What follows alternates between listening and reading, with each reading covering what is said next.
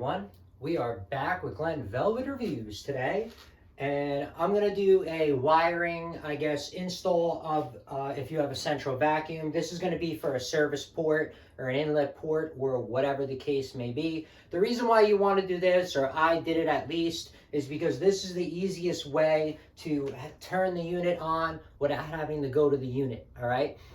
Yes, we have one that's a smart one upstairs, and whatever, but the downstairs, or to be inexpensive and budget friendly, I'm going to do it this way instead. There's terminals up here that you can wire in, and this is like, this is, anyone can do it. You can do it without spending money, and these kind of come already in the kit when you buy the vacuum. You don't have to buy extra stuff, whatever.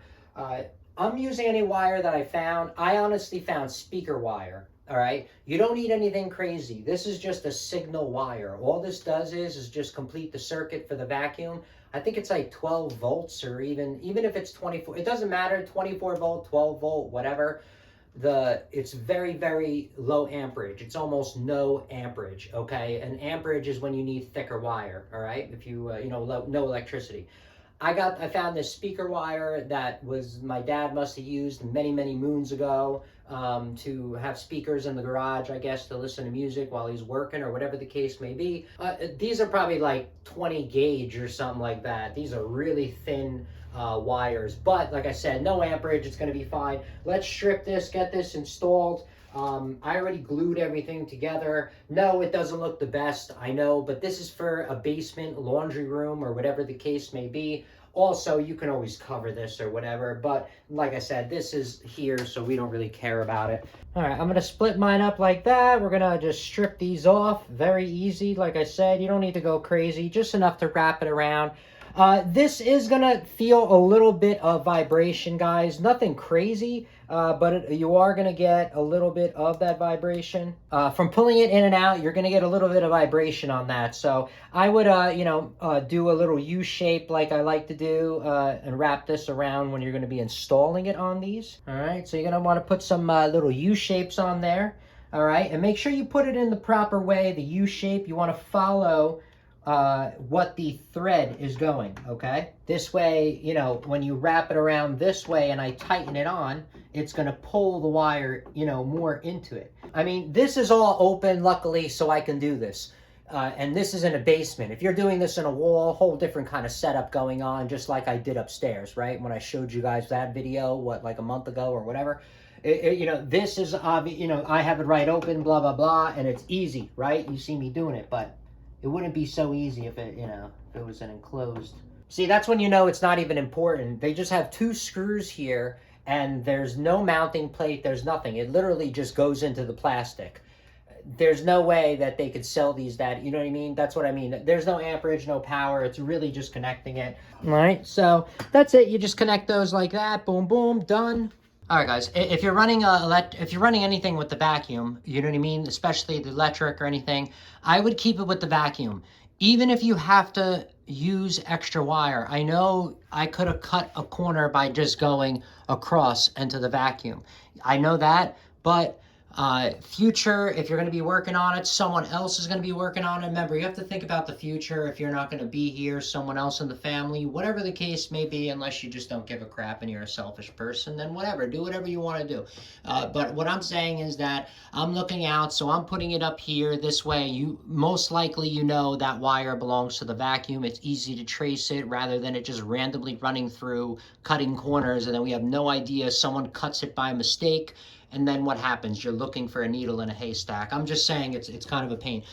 So I recommend keeping it close to the pipe, just to know that is one, unit itself, and it should be working hand in hand.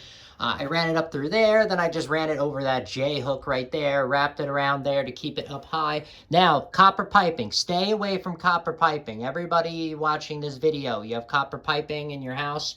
I mean, you're probably not going to have copper piping if anything after the year 2005.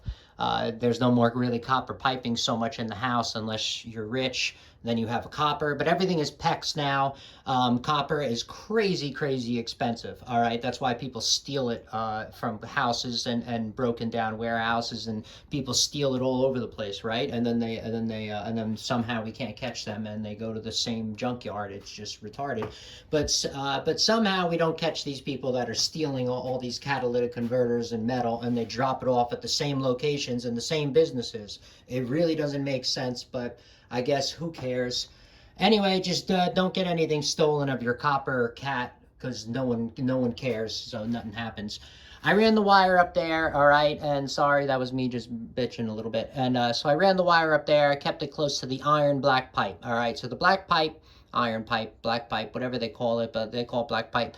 That's not going to do anything. The wire is not going to go through that. I ran it up there, whatever. I'm going to run it over. So I ran it up, ba, ba, ba. I'm going to run it, and you see here is my terminal, I guess, block, you could say, or connection ports of where this turns on the vacuum. See the green light is there? So when these two wires connect, boom, it turns on. You could turn it on forcefully from here. I don't feel like coming and turning the unit on all the time. Remember, that's what I just said. Here's the reset button back there, as you can see. I don't know if you guys saw that, but there is a reset button on there. I never had to do that yet. But we're going to, just wire it in. I don't have any more room on here. It would have been cooler for me to have something, because you don't know how many ports you're going to really add on to want to turn this thing on. I mean, most likely you're going to add 3 or 4. I'm only going to probably add 3, so I added 3. But all I did was I left extra wire, vacuum wire, sticking out right here for future. If you notice in my videos, I always like to try to plan out for the future, so it's a little bit easier. But I left this extra, a couple of months ago, knowing that eventually you're going to hook up a third one. So I recommend you guys do the same thing. I'm going to wire these two together right here. You're going to see this. This is going to be quick. And like I said, it doesn't really matter left, right, center, what's labeled. As long as these wires meet together, then that thing should turn on. All right, let's get this together, wire this.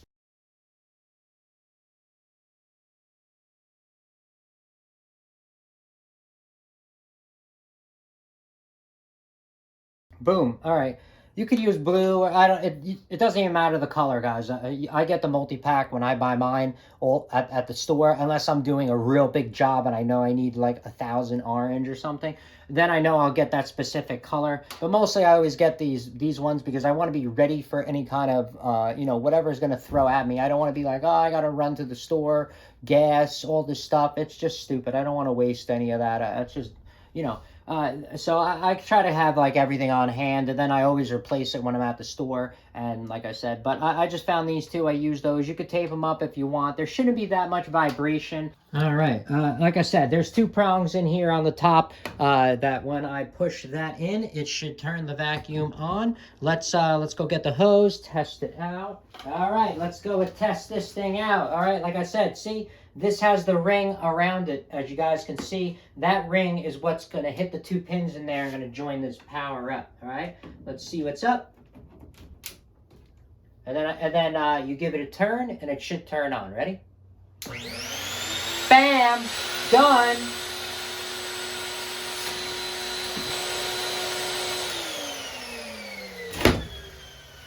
All right, everyone. That's it for Glenn Velvet Reviews on the, like I said, the wiring up, installation of this, whatever you want to call it. If you have any questions or comments, please post them down below. I would love to know.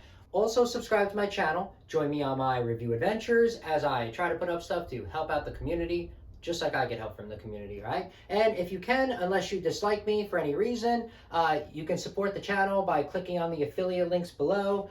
Somehow, some way, after 1 million, they add up into something. I don't know. But there are other ways to support the channel on YouTube. And if you do decide to support the channel, please make sure you check on back. See that I am putting that support back into the channel, doing reviews, doing updates, and also answering questions to my subscribers about products that, I do reviews on and stuff, all right? But Glenn Velvet Reviews is out. Everyone be safe. Bye-bye, everybody.